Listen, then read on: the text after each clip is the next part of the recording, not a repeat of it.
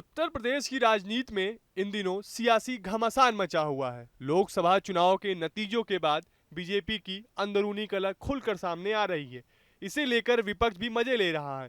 राजनीति के जानकारों का मानना है कि आने वाले उपचुनाव और 27 के चुनाव में पार्टी को इससे भारी नुकसान हो सकता है और शायद ये भी हो सकता है कि बीजेपी के केंद्रीय नेतृत्व के इशारे पर केशव प्रसाद मौर्य योगी को कमजोर करने की एक साजिश रच रहे हों, क्योंकि पार्टी में एक धड़े को ऐसा लगता है कि मोदी के बाद योगी ही नंबर 1 के नेता होंगे, जिन्हें अभी कमजोर नहीं किया गया तो आगे चलकर योगी उनके लिए परेशानी का सबक बन सकते हैं। ऐसे में वह इसकी नौबत आने से पहले ही योगी को निपटाना चाहते हैं। अब आपको बताते हैं कि बीजेपी की अंदरूनी कलह एकाएक कैसे बाहर आ गई। दरअसल बीजेपी 2024 के लोकसभा चुनाव में यूपी में मिशन 80 को लेकर चुनावी रण में उतरी थी। हालांकि जब नतीजे आए तो पार्टी को मात्र 33 सीटें मिली। ऐसे में पार्टी के मिशन 80 के लक्ष्य को धक्का लग गया। इसके बाद पार्टी में हार की जिम्मेदारी लेने के लिए ना कोई संगठन से और ना ही कोई सरकार से जिम्मेदार आदमी सामने आया। चुनाव के नतीजों के महीने भर बाद पार्टी ने प्रदेश में हार की मंथन से निकले पार्टी और कार्यकर्ता स्तर की त्रुटि को ठीक करने के लिए पार्टी ने प्रदेश कार्य समिति की बैठक बुलाई। कार्य समिति की बैठक में राष्ट्रीय अध्यक्ष जेपी नड्डा ने संविधान पर विपक्ष के द्वारा भ्रम फैलाने को जिम्मेदार ठहराया, तो योगी ने कार्यकर्ताओं के अति आत्मविश्वास को जिम्मेदार ठहराया। लेकिन जब मंच पर बोलने के लिए केशव प्रसाद मौर्य आए तो मीटिंग का माहौल ही एकाएक बदल गया। मीटिंग में ही पार्टी की अंदरूनी कलह सामने आई और हार पर सामूहिक जिम्मेदारी न लेते हुए केशव प्रसाद मौर्य के बयान के बाद ब्लेम गेम शुरू हो गया।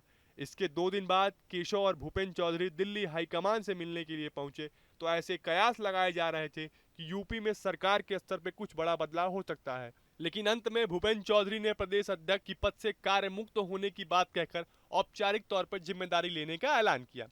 केशव प्रसाद मौर्य के बयान के बाद से पार्टी के कुछ नेता भी खुलकर सामने आ गए हैं और सरकार को घेरने का काम कर रहे हैं।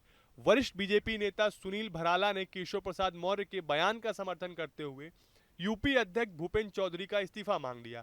बीजेपी विधायक रमेश मिश्रा ने यहां तक कह दिया कि मौजूदा सरकार की हालत बहुत खराब है। इस स्थिति को देखते हुए बीजेपी 2027 में सरकार बनाना मुश्किल लग रहा है। पूर्व मंत्री मोती सिंह ने सरकार में भ्रष्टाचार का मुद्दा उठाते हुए कहा कि थाने और तहसीलों में ऐसा भ्रष्टाचार उन्होंने अपने 4 दशक से ज्यादा के राजनीतिक जीवन में नहीं देखा। इसी क्रम में अब योगी सरकार में राज्य मंत्री सोनम किन्नर ने भी इस्तीफा दे दिया है।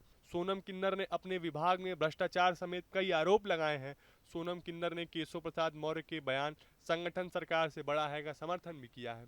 राजनीति की जानकारों की माने तो इन सारी बातों के बाद केशव प्रसाद मौर्य को जिस एक बात का हमेशा से खींच है वह है कि 2017 में उनकी नेतृत्व में मिली प्रचंड बहुमत के बाद भी उन्हें मुख्यमंत्री न बनाना।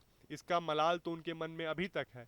यूपी में एक लॉबी हमेशा से योगी की विरोधी रही है, लेकिन वो कभी भी खुलकर सामने बोल नहीं पाती, क्योंकि यूपी में योगी के कद का कोई वैसा नेता नहीं जो उनके सामने टिक पाए। ऐसे में एक खराब परफॉर्मेंस ने यूपी में योगी के कई आलोचकों को मौका दे दिया। एक कारण ये भी हो सकता है कि केशव उपचुनाव से पहले माहौल बना रहे हैं कि अगर उपचुनाव में बीजेपी अच्छा प्रदर्शन करती है तो उसका श्रेय ले ले, और अगर हार जाती है तो हार का ठीकरा सीएम योगी पर फोड़ दिया जाए। ये पूरा सियासी ड्रामा देखने के बाद तो ऐसा ही मालूम पड़ता है कि ये पूरा घटनाक्रम स्क्रिप्टेड है। आपको हमारा ये वीडियो कैसा लगा हमें कमेंट बॉक्स में जरूर बताएं। देश दुनिया की तमाम और यूपी उत्तराखंड की हर छोटी बड़ी खबर के लिए न्यूज स्टेट चैनल को सब्सक्राइब करना ना भूलें।